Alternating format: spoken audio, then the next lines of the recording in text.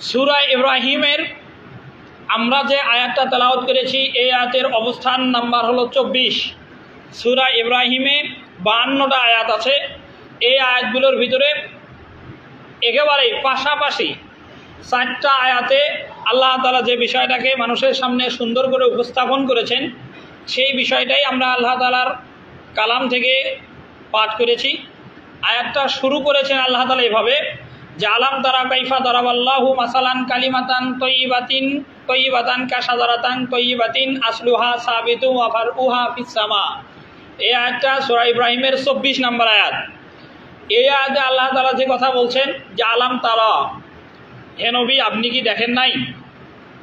এখানে এমন একটা বিষয়ের প্রতি আল্লাহ তাআলা রাসূলকে বলতেছেন যে বিষয়টা নবী মুহাম্মদ সাল্লাল্লাহু আলাইহি সাল্লাম দেখেছেন। আলাম তারা এর দ্বারা আল্লাহ কি বুঝিয়েছেন, কি দেখার কথা বলছেন, এটা ভিন্ন জায়গা থেকে বোঝা যায়।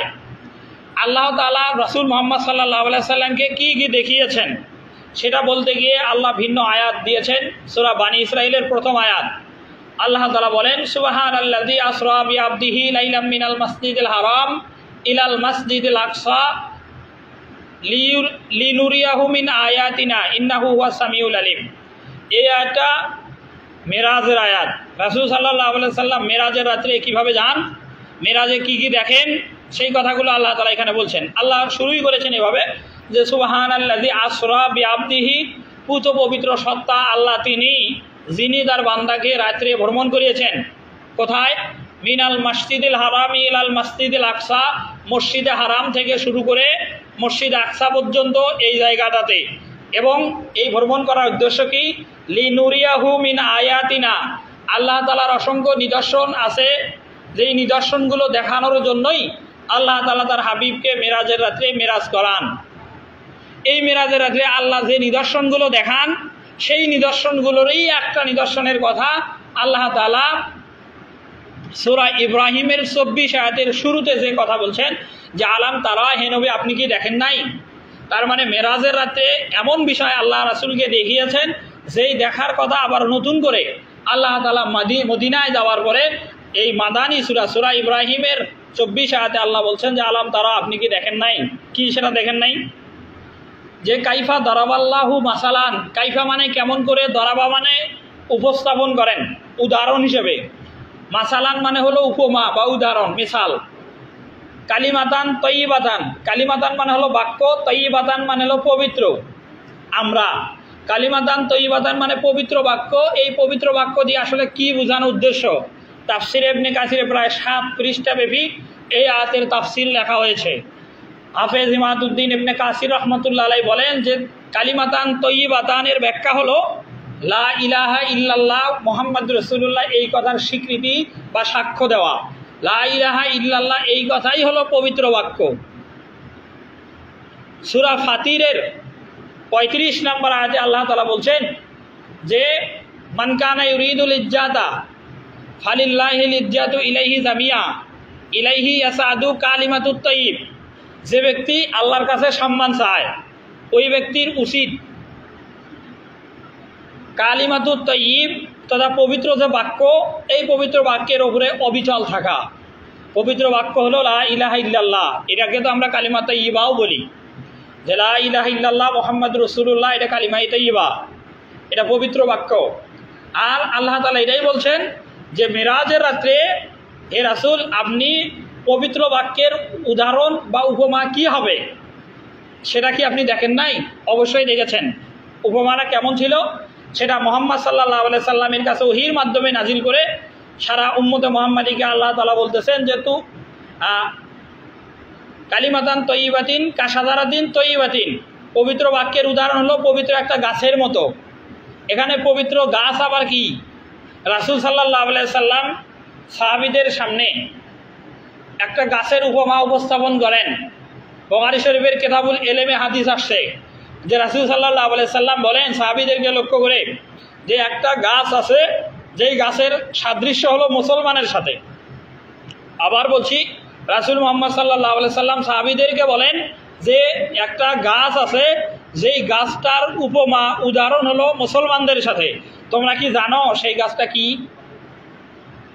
এই প্রশ্ন করার পরে সাহাবায়ে কেরাম যারা এখানে উপস্থিত ছিলেন, হযরত আব্দুল্লাহ ইবনে ওমর রাদিয়াল্লাহু তাআলা আনহু তখন ছোট বয়সে, ওমর রাদিয়াল্লাহু তাআলা আনহুর ছেলে আব্দুল্লাহ ইবনে ওমর, এই আব্দুল্লাহ ইবনে ওমর রাদিয়াল্লাহু তাআলা আনহু ছোট বয়স হওয়ার কারণে তিনি মনে মনে একটা টার্গেট করেছিলেন, এই গাছটা হবে খেজুর গাছ, এই গাছটা হবে একটা খেজুর গাছ, কিন্তু বয়স কম, এ কারণে তিনি বলেন নাই। না বলার আরেকটা কারণ উপস্থাপন করেছেন তাফসির ইবনে কাসিরে, যে আব্দুল্লাহ ইবনে ওমর রাদিয়াল্লাহু তাআলা আনহু বলেন, যেখানে আমার বাবা হযরতে ওমর রাদিয়াল্লাহু তাআলা আনহু নিজে উপস্থিত, হযরতে আবু বকর রাদিয়াল্লাহু তাআলা আনহু নিজে উপস্থিত, ওসমান রাদিয়াল্লাহু তাআলা আনহু উপস্থিত, আলী রাদিয়াল্লাহু তাআলা আনহু উপস্থিত, এইরকম জালিলুল কদর সাহাবীরা যেখানে উপস্থিত, তারা নিজের থেকে কোনো গাছের নাম রাসূলকে বলতেছে না। সেখানে আমি ছোট বাচ্চা, অল্প বয়স্ক একজন মানুষ হয়ে কিভাবে রাসূলের কাছে বলি যে এটা খেজুরের গাছ হবে, এটা আমি বলি নাই। এটা আব্দুল্লাহ ইবনে ওমর রাদিয়াল্লাহু তাআলা আনহু বলেন। এরপরে রাসূল সাল্লাল্লাহু আলাইহি সাল্লাম যখন নিজের থেকেই আবার জবাব দেন, কেউ যখন জবাব দিল না, রাসূল নিজে বললেন সেই গাছটার নাম হলো নাখলা। নাখলা মানে হলো খেজুরের গাছ। রাসূল সাল্লাল্লাহু আলাইহি সাল্লাম যখন বললেন যে সেই গাছটা ছিল খেজুরের গাছ, এই জবাব শোনার সাথে সাথেই আব্দুল্লাহ ইবনে ওমর রাদিয়াল্লাহু তাআলা আনহু বললেন, ওমর রাদিয়াল্লাহু তাআলা আনহুকে ডেকে, যে আমি মনে মনে ভাবছিলাম যে এই গাছটা খেজুরের গাছ হবে। ছেলে তার বাবাকে বলতেছে যে আব্বা, আমি ভাবছিলাম এই গাছটা, রাসূল যে গাছের কথা বলতেছেন এই গাছটা হবে খেজুরের গাছ। ওমর রাদিয়াল্লাহু তাআলা আনহু বলেন যে তুমি কেন সেই গাছটার কথা তখন বললে না? তখনই আব্দুল্লাহ ইবনে ওমর বলেন যে আমি অল্প বয়স্ক হওয়ার কারণে বলি নাই, সংকোচ করে, যে এই গাছটা যদি না হয়। ওমর রাদিয়াল্লাহু তাআলা আনহু বলেন যে তুমি যদি বললা হয় যে এই গাছটা খেজুরের গাছ, আর রাসূল তো খেজুরের গাছটাকেই সমর্থন করেছেন, আর এটাই আমার জন্য পিতা হিসেবে সন্তানের উত্তর পেয়ে সবথেকে আনন্দের ছিল, আমি সবথেকে বেশি খুশি হতাম। এটা কিতাবুল ইলমে হাদিসটা ইমাম বুখারী আনার কারণ হলো যে এখানে এলেম রাসূল সাল্লাল্লাহু আলাইহি সাল্লাম প্রশ্ন করেছেন, আর আব্দুল্লাহ ইবনে ওমর রাদিয়াল্লাহু তাআলা আনহু নিজের থেকেই সেটা উত্তর, মানে একটা আইডিয়া করেছিলেন, তার মস্তিষ্ক এলেমের জগতে কত প্রসারিত ছিল, এটার জন্য এই হাদিসটা এখানে আনা।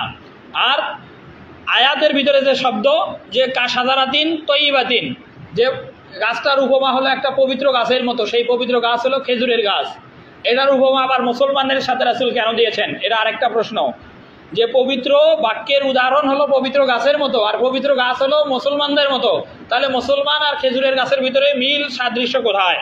মিল সাদৃশ্য হলো খেজুরের গাছ থেকে যেমন প্রভূত মক্কাবাসীর লোকেরা, মক্কার লোকেরা যেমন খেজুরের গাছ থেকে বিভিন্ন রকমের মৌসুমে খেজুর সংগ্রহের মাধ্যমে তারা যেমন উপকৃত হতো, মুসলমানেরা সর্বক্ষণেই সকল মুসলমানের কল্যাণ কামনার জন্যই তারা নিবেদিত।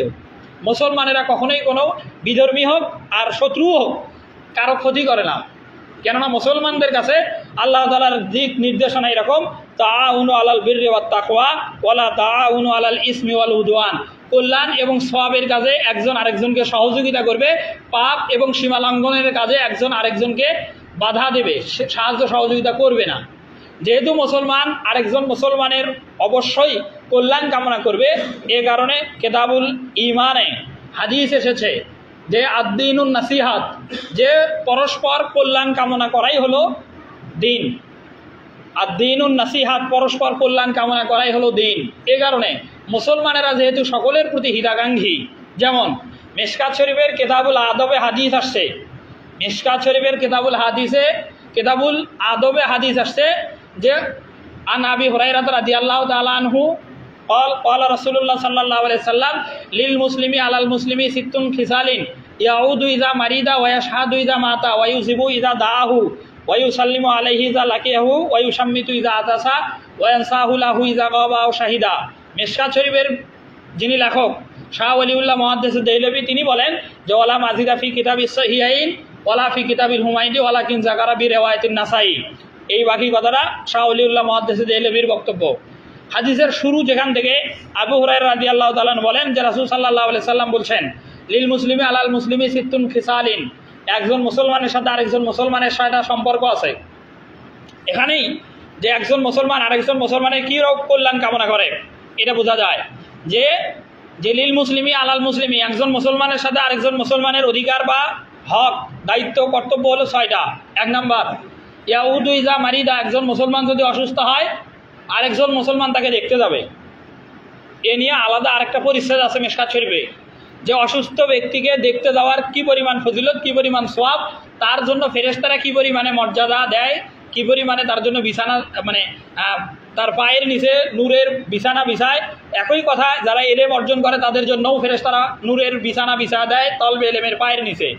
আবার যারা অসুস্থকে দেখতে যায় তারা কি পরিমাণ সওয়াবের ভাগিদার হয়, এ নিয়ে মিশকাতে আলাদা অধ্যায় আছে। আর এখানে আল্লাহ রাসূল একটা বলছেন মুসলমান আরেকটা মুসলমানের উপরে যে হক 6টা। প্রথম হক ইয়াউদ ইজা মারিদা, আরেকজন মুসলমান অসুস্থ হলে মুসলমান হিসেবে অসুস্থ মুসলমানকে দেখতে যাবে, এটা তার হক। 2 নাম্বার ওয়াশহাদু ইজা মাতা, একজন মুসলমান যদি মারা যায় জানাজায় শরীক হবে। কিতাবুল জানাজা নামে ফিকহের যতগুলো কিতাব আছে, শরহ বেকায়া, শরহ কাফিয়া, তারপরে এই মিশকাতে তো আপনার কিতাবুল জানাজা নামে একটা অধ্যায় আছে বা কিতাব আসছে, যেখানে জানাজার নামাজের অনেকগুলো হাদিস আছে। জানাজার নামাজে ইমাম কিভাবে দাঁড়াবে, কি দোয়া পড়বে, জানাজার নামাজে কেউ যদি আসে তাহলে তো সে কী পরিমাণ সওয়াব পাবে জানাজার নামাজের। তারপরে হলো ওখানে আবার আলাদা আলাদা করে পাট পাট করে বাব দেওয়া আছে, যে জানাজার নামাজে পুরুষ যদি হয় তাহলে তার কাপড়ের কাপড় কতগুলো হবে, এবং জানাজার নামাজে যদি মেয়ে হয় তাহলে একটা মেয়ে মানুষের জানাজাতে তার কাপড়ের কাপড় কয়টা হবে, সেই কাপড়গুলো আবার কিভাবে দেবে, কবরে কারা নামবে, কবরে যাওয়ার সময় কিভাবে কি বাক্য বলবে, এগুলো নিয়ে মিশকাতে আলাদা আলাদা পাঠ আছে। এ কারণে এখানে রাসূল সাল্লাল্লাহু আলাইহি সাল্লাম একজন মুসলমানের 6টা অধিকার বলতে গিয়ে 2 নাম্বারে বলছেন যে ওয়াশহাদু ইজা মাতা, একজন মুসলমান যদি মারা যায় আরেকজন মুসলমানের দায়িত্ব হলো ওই মুসলমানের জানাজায় শরীক হওয়া। 3 নাম্বার দায়িত্ব বা হক রাসূল সাল্লাল্লাহু আলাইহি সাল্লাম বলছেন ওয়ায়ুসাম্মিতু ইজা আতাসা, যে ওয়ায়ুসাম্মিতু ইজা আতাসা, যদি মুসলমান হাসি দেয়, ওয়ায়ুসাম্মিতু ইজা আতাসা, যদি মুসলমান হাসি দেয়, হাসি যে দেয় বাবুল আতিসা, মিশকাত শরীফের কিতাবুল আদবের আরেকটা হাদিসের অধ্যায়, যে কেউ যদি হাসি দেয়, এখানে হাসির একটা অধ্যায় আছে। আর তাসাউফ, তাসাউফ মানে হলো হাম, মানে আমরা যেটাকে বলি ঘুম ঘুম ভাব আসলে শরীরে যে হাম আসে, এই হামের আলাদা অধ্যায় আছে। তো হাসি দিলে হাসি দাতা আলহামদুলিল্লাহ বলবে, এটা শুনে হাসি যে দাতা আলহামদুলিল্লাহ বললো, এ আলহামদুলিল্লাহ যে ব্যক্তি শ্রবণ করবে, এই শ্রবণকারী ইয়ার হামুক আল্লাহ বলবে। এই ইয়ার হামুক আল্লাহ বলা আরেকজন মুসলমানের দায়িত্ব। ইয়ার হামুক আল্লাহ সম্পর্কে বিশেষ একটা কথা আছে, সে কথাটা হলো যখন কেউ হাসি দেয়, এখানে যদি হাসি দাতা আমি নিজেই হই, আমি হাসি দেওয়ার পরে আলহামদুলিল্লাহ বললাম, আর হাসি আলহামদুলিল্লাহ শোনার কারণে যারা শ্রোতা থাকবেন আপনারা ইয়ার হামুক আল্লাহ বলবেন। আলহামদুলিল্লাহ বলে আমি আল্লাহর প্রশংসা করলাম, আর আপনি যেমন ইয়ার হামুক আল্লাহ বললেন তখন আপনি আমার জন্য একটা দোয়া করলেন। ইয়ার হামুক আল্লাহ মানে আল্লাহ আপনার উপরে রহমত করুক। আর এটা যখন আমি শুনবো দ্বিতীয়বার, তখন আমি আপনার জন্য আবার পাল্টা দোয়া করবো, ইয়াহদিকুমুল্লাহ, আল্লাহ আপনাকে হেদায়েত দান করুক। আপনার জন্য আমি হেদায়েতের দোয়া করতেছি। এই কারণে সিয়াসেত্তার 6 প্রসিদ্ধ কিতাবের অন্যতম মুসান্নিফ আবু দাউদ শরীফের কিতাবের লেখক যে ইমাম আবু দাউদ, এই ইমাম আবু দাউদের সারা জীবনে হাদিস মুখস্থ ছিল 6 লাখ। সেই জামানায় তিনি সবথেকে বড় আলেম ছিলেন। সেই জামানায় সারা দুনিয়ার মানুষেরা তার কাছেই দোয়া নেওয়ার জন্য আসতো, যে এত বড় আলেম বুজুর্গ ব্যক্তি, তার কাছেই আমরা দোয়ার দরখাস্ত করি। কিন্তু তার জামানায় তিনি নৌকা পার হচ্ছিলেন, খুব ছোট একটা নদী, কিন্তু নৌকা পার হওয়া ছাড়া ওই নদী পার হওয়ার কোনো সুযোগ নাই। কিন্তু নৌকা দিয়ে পার হলেও নদীর এপারে কি আছে আর ওই পারে কি আছে খুব সহজেই দেখা যায়, শোনা যায়, বোঝা যায়। এমনকি নদীর এপার থেকে যদি কেউ কোনো আওয়াজ করে, ওই পারের লোক সেই আওয়াজটাও শুনতে পায়, তার মানে বোঝা যায় নদীটা খুব ছোট। ইমাম আবু দাউদ রহমতুল্লাহ আলাই এই নদী পার হচ্ছিলেন নৌকা করে, আর নৌকা করে পার হওয়ার পরে ওই পাশে যখনই গেছেন, যে পার থেকে পার হয়ে গেলেন সেই পারের একজন ব্যক্তি হাসি দিয়ে জোরে বলছে আলহামদুলিল্লাহ। এই আলহামদুলিল্লাহর আওয়াজটা নদীর এপার থেকে ইমাম আবু দাউদ রহমতুল্লাহ আলাই শুনতে পান। শুনে সেই সময় সাথে সাথে তিনি তার কাজ বাদ দিয়ে আবার নৌকা ভাড়া করে পূর্বে যে জায়গা থেকে আসলেন, হাসি দাদা যে পারে আসেন সেই পারে চলে যান। সেই পারে গিয়ে আবার নতুন করে তার কাছে গিয়ে ইয়ার হামুক আল্লাহ বলেন। হাদিসের এটাই বাস্তব আমল, যে ইয়ার হামুক আল্লাহ যখন বলেন, বলার পরে ওই হাসি দাতা দ্বিতীয়বার বলেন ইয়াহদিকুমুল্লাহ, যে আল্লাহ আপনাকে হেদায়েত দান করুক। এই কথা যখনই বলেন, ইমাম আবু দাউদ ওই নৌকাতে আবার ভাড়া করে এই পারে চলে আসেন। তারপরে জনের জন্য যখন যান, মাঝখানে নৌকার মাঝি ইমাম আবু দাউদ রহমতুল্লাহ আলাইকে জিজ্ঞাসা করেন যে এমন কি প্রয়োজন আপনার দেখা দিল যার কারণে আপনি যাওয়া মানুষটা আবার ফিরে আসলেন। আবার এখানে এসেও কিছু করলেন না, যার কারণে আবার আপনি চলে যাচ্ছেন। ইমাম আবু দাউদ রহমতুল্লাহ আলাই ওই নৌকার মাঝিকে সেই সময় বলছিলেন যে আমি যখনই নদী পার হয়ে এই পাশে আসি তখনই শুনতে পাই যে নদীর এপার থেকে এই ব্যক্তি হাসি দিয়ে আলহামদুলিল্লাহ বলেছে, আর আমি ওই পাশ থেকে যদি ইয়ারহামুকাল্লাহ বলতাম, আমার আওয়াজ এই লোকটা যদি না শুনতো তাহলে এই লোকটা কখনোই হাদিকুমুল্লাহ তথা আমার হেদায়েতের জন্য আল্লাহর কাছে দোয়াও করতো না। যেই লোকটা জামানার ভেতরে সর্বশ্রেষ্ঠ আলেম, 6 লক্ষ হাদিসের হাফেজ, এবং ইমাম আবু দাউদ, যে আবু দাউদ শরীফ যিনি 6 লক্ষ হাদিসের হাফেজ, আর আবু দাউদ শরীফে হাদিস আছে 6000, 6 লক্ষ হাদিসের ভিতর থেকে যাচাই বাছাই করে সর্বাধিক নির্ভরযোগ্য যে হাদিসগুলো সেইগুলো দিয়ে 6000 হাদিস একত্রিত করে আবু দাউদ শরীফ লেখেন। আর আমরা সেই আবু দাউদ শরীফ পড়েই বর্তমান সময়ের মৌলবি, বর্তমানে যারা আলেম হয় সে আবু দাউদ শরীফ পড়েই আলেম হয়। তো এই আলেম যিনি 6 লক্ষ হাদিসের হাফেজ, তার চিন্তাটাই এরকম যে আমি আরেকজনের কাছ থেকে হাসি দিয়ে সেই জবাব দিয়ে তার কাছ থেকে ইয়াহদিকুমুল্লাহ উত্তর শুনে আমার জন্য আল্লাহর কাছ মানে হেদায়েতের জন্য একটা দোয়া করে নিব, এরকম। এটা মুসলমান হিসেবে আরেক মুসলমানের উপরে 3 নম্বর হক। রাসূল সাল্লাল্লাহু আলাইহি সাল্লাম বলছেন ওয়ায়ুসাম্মিতু ইযা আতাসা। তারপরে রাসূল সাল্লাল্লাহু আলাইহি সাল্লাম বলছেন 4 নম্বর হক হলো ওয়ায়ুসাল্লিমু আলাইহি ইযা লাকিয়াহু, যে একজন মুসলমান আরেকজন মুসলমানের সাথে যখনই দেখা হবে তখন সালাম দেবে। একজন মুসলমান আরেকজন মুসলমানের সাথে যখনই দেখা হবে তখনই সালাম দেবে। একটা হাদিস এত সুন্দর করে সালামের জন্য সাজানো, মিশকাত শরীফের এই হাদিসের বর্ণনাকারী আবু হুরায়রা রাদিয়াল্লাহু তাআলা আনহু, যে প্রত্যেকটা ইমানদার মুসলমানের টার্গেট আমি জান্নাতে যাই, জান্নাতে যাওয়ার টার্গেট সবার, কিন্তু একজন মানুষ কিভাবে জান্নাতে যেতে পারবে এই নিয়ে একটা হাদিস সুন্দর করে সাজানো আছে। রাসূল সাল্লাল্লাহু আলাইহি সাল্লাম বলেন যে লা তাদখুলুনাল জান্নাতা হাত্তা তুমিনু ওয়ালা তুমিনু হাত্তা তাহাব্বু ওয়ালা তাহাব্বু আওয়ালা আদুল্লুকুম আলা শাইইন ইযা ফাআলতুমুহু তাহাব্বাতুম আফশুস সালামু বাইনাকুম। এই হাদিসের অর্থ হলো রাসূল সাল্লাল্লাহু আলাইহি সাল্লাম বলেন লা তাদখুলুনাল জান্নাতা হাত্তা তুমিনু, যতক্ষণ পর্যন্ত তোমরা ঈমান না আনো ততক্ষণ পর্যন্ত তোমরা জান্নাতে যেতে পারবে না। এতটুকুর অর্থ হলো যে জান্নাতে যাওয়ার জন্য ঈমান থাকতেই হবে।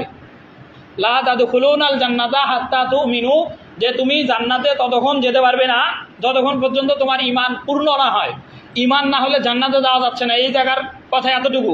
এরপরের অংশে আবার রাসূল বলেন যে ওয়ালা তুমিনু হাত্তা তাহাব্বু, তুমি ততক্ষণ পর্যন্ত পূর্ণ ঈমানও আনতে পারবে না যতক্ষণ পর্যন্ত সকল মুসলমানকে ভালো না বাসবে।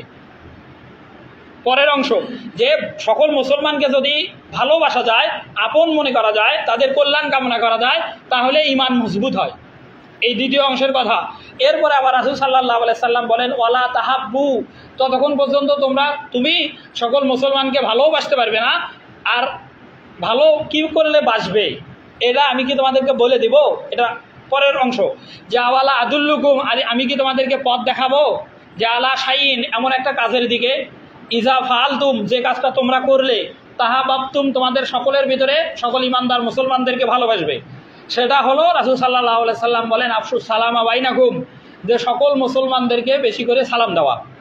কথাটা পুরো হাদিসটা যদি সাজানো যায় এভাবে, প্রথমে সামন থেকে যদি কথাটা হাদিসটার অর্থ করা যায় তাহলে অর্থটা হবে এরকম যে তোমরা ততক্ষণ পর্যন্ত জান্নাতে যেতে পারবে না যতক্ষণ না ঈমান আনছো, ততক্ষণ পর্যন্ত তোমাদের ঈমান মজবুত হবে না যতক্ষণ সকল মুমিন মুসলমানদেরকে ভালো না বাসো, ততক্ষণ পর্যন্ত তোমরা ভালোবাসবে না, ততক্ষণ পর্যন্ত তোমরা ঈমানদার পূর্ণ হবে না। এই আর যখন ভালোবাসবে, আর ভালোবাসার উপায় হলো বেশি সালাম দেওয়া। হাদিসটা অনুবাদ এরকম। আবার যদি পিছন দিক থেকে যাওয়া যায় তাহলে এরকম হবে, যখন একজন মানুষ বেশি করে সালামের প্রচলন দিবে, সালামের প্রচলন ঘটাবে, যাদের সাথেই সালাম বেশি দেবে তাদের সাথে মহব্বত হবে। আর যখন যত বেশি মহব্বত হবে মুসলমানদের সাথে তখন তার ঈমান তত মজবুত হবে, আর যার ঈমান মজবুত সে জান্নাতে যাবে। এরকম রাসূল সাল্লাল্লাহু আলাইহি সাল্লাম এক মুসলমানের সাথে আরেক মুসলমানের হক বলতে গিয়ে এই কথা বলছেন যে তাহাব্বাতুম আফশুস সালামু বাইনাকুম, যে যখনই মুসলমানকে ভালোবাসবে, আর ভালোবাসার মাধ্যম হলো সালাম, আর হক হিসেবে উপস্থাপন করেন মুসলমানের সাথে আরেক মুসলমানের দেখা হলেই সালাম দেবে। আব্দুল্লাহ ইবনে ওমর রাদিয়াল্লাহু তাআলা থেকে হাদিস 4222 নম্বর হাদিস হবে হয়তোবা মিশকাতের, যে আইয়ুল ইসলামী খাইরুন, ইসলামের ভিতরে কোন কাজ সবচেয়ে উত্তম, একজন ব্যক্তি জিজ্ঞাসা করেন রাসূলকে। রাসূল সাল্লাল্লাহু আলাইহি সাল্লাম উত্তর করেন তুতঈমুত তাআম, একজন মানুষ আরেকজন মানুষকে খাবার খাওয়াবে। এই খাবার খাওয়াবে কাকে? ভিন্ন আরেকটা হাদিস আছে লা তুসাহিব ইল্লা মুমিনান ওয়ালা ইয়াকুল তাআমাকা ইল্লা তাকিয়ুন। এই হাদিসের ব্যাখ্যা আরেকটা হাদিস যে লা তুসাহিব ইল্লা মুমিনান, তুসাহিব মানে সঙ্গী সাথী বন্ধু, যে অর্থই করেন লা তুসাহিব ইল্লা মুমিনান, বন্ধু মুমিন বান্দা ছাড়া অন্যকে বানানো যাবে না। কাফের, মুশরিক, বেঈমান বা হিন্দু এদেরকে বন্ধু বানানো যাবে না, কারণ তারা বন্ধু নয়। সূরা আনফালের 73 নম্বর আয়াতে আছে আল্লাযীনা কাফারু, যারা কুফরি করে তারা আউলিয়াউহুম বাদুহুম বাদুন, তারা একজন আরেকজনের বন্ধু। কাফের কাফেরের বন্ধু, কাফের কোনোদিন মুসলমানের বন্ধু নয়। এই কারণে মুসলমানদের উদ্দেশ্য হলো লা তুসাহিব ইল্লা মুমিনান, মুমিন বান্দা ছাড়া একজন আরেকজনকে বন্ধু বানা যাবে না। আর ওয়ালা ইয়াকুল তাআমাকা ইল্লা তাকিয়ুন, যে ব্যক্তি খোদা ভীরু, যে ব্যক্তি যত বেশি খোদা ভীরু তাকেই খাবারটা খাওয়াতে হবে। এমনি একজনকে ডেকে খাবার খাওয়ানোর কথা নয় যে ওয়ালা ইয়াকুল তাআমাকা ইল্লা তাকিয়ুন, খোদা ভীরুদেরকেই খাবার খাওয়ানো লাগবে। দান করার ক্ষেত্রে যে সাহায্য প্রার্থীগুলো যত বেশি খোদা ভীরু, যাকে দেখতে দেখা যায় যে ইসলামের বিধিবিধান যত বেশি মানে, তাকেই সাহায্য সহযোগিতা সে পাওয়ার আগে হকদার। সেই দৃষ্টিভঙ্গিতে যারা মাদ্রাসাতে পড়ে, এতিম, এদেরকে সাহায্য সহযোগিতা করা যায়, কারণ এরাই তলবে এলেম এবং এলেম অর্জন করার জন্য তারা সর্বোচ্চ চেষ্টা করে এবং তারা ইসলামের বিধান যেমন জানার চেষ্টা করতেছে, একই সাথে তারা যতটুকুই জানে মাদ্রাসায় তত্ত্বাবধানে থাকার কারণে ততটুকুই তারা মানে। এই কারণে তাদেরকে সাহায্য সহযোগিতা নিঃসন্দেহে করা যাবে। এরপরের কথাটা হলো রাসূল সাল্লাল্লাহু আলাইহি সাল্লাম হাদিসের ভিতরে যে 6 হকের কথা বলছে, শেষ হকটা হলো এরকম জয়ান সাহুল হাউইজা গাবা ও শাহিদা, যে একজন মানুষ আরেকজন মানুষের জন্য কল্যাণ কামনা করবে। শাহিদা মানে সাক্ষাতে থাকা, আর গাবা মানে হলো অসাক্ষাতে থাকা। যে ওয়ান সাহু মানে কল্যাণ কামনা করবে একজন ব্যক্তি আরেকজনের জন্য। আমি আপনার জন্য কল্যাণ কামনা করব, আপনি আমার জন্য কল্যাণ কামনা করবেন। মানে শাহিদা, যে সেটা আমি যদি আপনার সামনে থাকি তখনও আপনি আমার কল্যাণ কামনা করবেন মুসলমান হিসেবে, আবার যদি বা অসাক্ষাতে থাকি তখনও কল্যাণ কামনা করবেন। সাক্ষাতে এবং অসাক্ষাতে উভয় অবস্থাতেই একজন মুসলমান আরেকজন মুসলমানের কল্যাণ কামনা করবে। আর বিপরীত, এই কাজটার বিপরীত যে ঘটনাটা ঘটে আমাদের সমাজে, সেটা হলো সাক্ষাতে এবং অসাক্ষাতে মানুষের দোষ চর্চা চলে। এই হাদিসের শেষ কথা হলো জয়ান সাহুল হাউইজা গাবা ও শাহিদা, যে একজন মানুষ আরেকজন মানুষের সাক্ষাতে হোক আর অসাক্ষাতে হোক কল্যাণ কামনা করবে, তার ভালো হবে। কিন্তু আমাদের বর্তমানে পরিস্থিতি এমন দিকে মন নিয়েছে যে আমরা সাক্ষাতে হোক আর অসাক্ষাতে হোক মানুষের দোষ চর্চা করি, মানুষকে তুচ্ছ তাচ্ছিল্য করার জন্য উঠে পড়ে লেগে থাকি। সেই কথাও আবার সূরা হুমাযায় বলা আছে। কিছু মানুষের চিন্তা চেতনা এমন যে তারা অসাক্ষাতে বলাটাকে গীবত মনে করে, আবার সাক্ষাতে বলাটাকে তারা একটা মানে মর্যাদার কাজ মনে করে, যে আমি অসাক্ষাতে বলি না, মানুষের দোষ সামনাসামনি বলে বসি, এরকম বলেও বসে। এই কথাই আল্লাহ তাআলা সূরা হুমাযার প্রথম আয়াত, এই আয়াতটা সবারই মুখস্থ কম বেশি, যে ওয়াইলুল লিকুল্লি হুমাযাতিল লুমাযা, ধ্বংস তাদের জন্য, দুর্ভোগ তাদের জন্য যারা মানুষের সাক্ষাতে এবং অসাক্ষাতে নিন্দা করে। হুমাযা শব্দের অর্থ হলো সাক্ষাতে নিন্দা করা, আর লুমাযা মানে হলো অসাক্ষাতে নিন্দা করা। ওয়াইলুন মানে হলো দুর্ভোগ, এটা শাব্দিক অর্থ।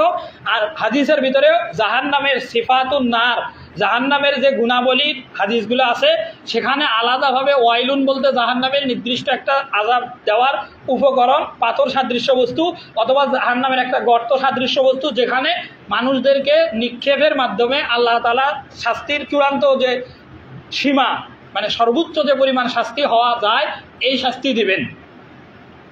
এই কথা আল্লাহ তাআলা বলছে, যারা মানুষের দোষ সাক্ষাতে এবং অসাক্ষাতে বলে। এটা সাক্ষাতে এবং অসাক্ষাতে কোনোটাতেই করা যাবে না। তাহলে কি করা লাগবে? কারো দোষ যদি আপনার নজরে আসে তাকে আপনি পার্সোনালি ডেকে নিয়ে সংশোধনের জন্য কথা বলেন। তার দোষ এটা যদি আমারই হয়, আমার দোষ সবার সামনে না বলে আপনি আমাকে পার্সোনালি ডেকে নিয়ে আমার দোষটা কি এবং সেই দোষের সমাধান কি পার্সোনালি আমাকে পরামর্শ দেন। এটাই ইসলামের নির্দেশনা। আর যে আয়াতে আল্লাহ তাআলা বলছেন সূরা হুজরাত, ইন্নামাল মুমিনুনা ইখওয়াতুন ফাসলিহু যাতা বাইনিকুম, যে মুমিন মুসলমানের সবাই ভাই ভাই, আর ফাসলিহু যাতা বাইনিকুম, তোমাদের মধ্যে যদি কোনো দোষ, মানে ফাসলিহু মানে তোমরা, সুলহুন শব্দের অর্থ হলো সন্ধি করা, মীমাংসা করা বা মিটিয়ে নেওয়া। নিজেদের ভিতরে যদি কোনো বিবাদ থেকে থাকে, ফাসলিহু যাতা বাইনিকুম, তোমাদের ভিতরে যদি কোনো মানে সমস্যা থাকে, ঝগড়া ফাসাদ থাকে, মনোমালিন্য থাকে, সেটা তোমরা মিটিয়ে নাও, কারণ সবাই মুসলমানেরা ভাই ভাই। আর এই কথাগুলো যেহেতু মুসলমানেরাই ধারণ করে এবং আমল করে, এ কারণেই আল্লাহ তাআলা ওই আয়াতে বলছেন যে আলাম তারা কাইফা দারাবাল্লাহু মাসালান কালিমাতান তাইয়্যিবাতান কাশাজারাতিন তাইয়্যিবাতিন আসলুহা সাবিতু ওয়া ফারুহা ফিস সামাই, যে মুসলমানেরা হলো খেজুর গাছের মতো, কেননা খেজুর গাছ যেমন ফল দিয়ে মুসলমানদেরকে সাহায্য করে, মুসলমানেরা সকল মানুষের কল্যাণ কামনা করে মুসলমানদের জন্য সাহায্য সহযোগিতা করে এবং তাদেরকে আপন মনে করে। এই আয়াতের দ্বিতীয় ব্যাখ্যা হলো কালিমাতান তাইয়্যিবাতান বলতে হলো সদা সর্বদা সত্য কথা বলা। সদা সর্বদা যারা সত্য কথা বলে তাদেরকে সিদ্দিক বলে, আর যারা সিদ্দিক তারা নিঃসন্দেহে আল্লাহ তাআলার পক্ষ থেকে নিয়ামতপ্রাপ্ত বান্দা। আমরা নামাজে প্রতিদিন যে সূরা ফাতিহায় বলি যে সিরাতাল্লাযিনা আনআমতা আলাইহিম, আল্লাহ আপনি আমাদেরকে নিয়ামতপ্রাপ্তদের পথে পরিচালিত করেন। এখানে একটা প্রশ্ন থেকেই যায় যে নিয়ামতপ্রাপ্ত কারা, এই নিয়ামতপ্রাপ্ত কারা?